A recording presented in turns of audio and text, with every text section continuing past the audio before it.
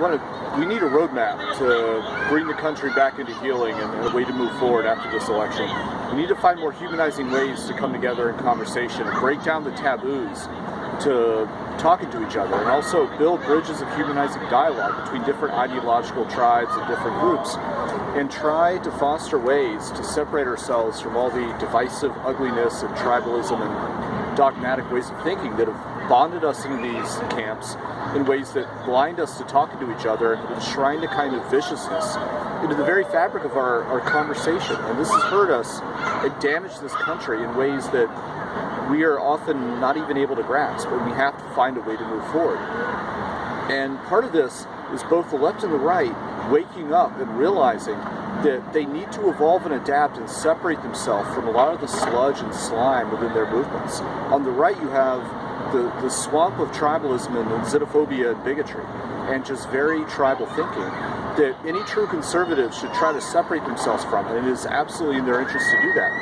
On the left, you have some very debasing forms of identity politics and this vicious way to dehumanize people based on dogmatic applications of intersectionality and this kind of identity politics that devalues someone's dignity as a human being and puts them into neat categories based on race, gender, and class. And we need to talk about that. We need to talk about identity. We need to talk about the intersection of different problems and ways people are suffering, and those human experiences are important.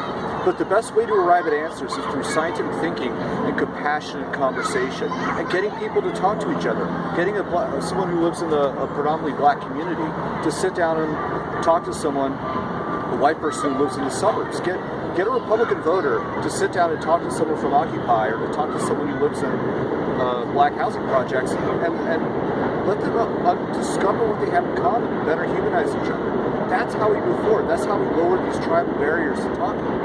And this can allow these both sides to build bridges with people they need to talk to, and also drive a wedge against the kind of tribalism that's tearing us apart.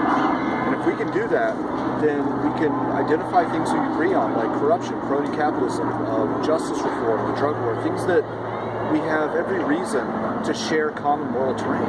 And let's try to move forward, and let's build a movement across the country, working with science advocates, skeptics, advocates of reason and scientific thinking. And let's build dialogues across the universities. Let's connect activists on the left and the right, and find ways to drive a wedge against the extremists, and then build bridges with each other and see what we share in common and humanize each other. We did this in Iraq. I have a special warfare background. I was in Iraq and Afghanistan. We found ways to work with some of the tribes, be it people in across the Shia-Sunni divide, or Sunni tribes, or Afghan sub-tribes. We sit down and find ways to identify common moral terrain, things we share in common. For example, driving a wedge against the Taliban, driving a wedge against Al-Qaeda and foreign fighters. And this kind of way, driving a wedge against extremism while bridging the gap between people that disagree, that is how we move forward. And the very playbook on the extreme left and right needs to be thrown in the garbage, and we need a better way to move forward. My name's John. The movement's called ReasonRevival.net. And let's build a solidarity across social media, have a multifaceted media platform, ways to outreach and speak the language of these different groups, and engage in moral psychology and find ways to heal this country. Thank you.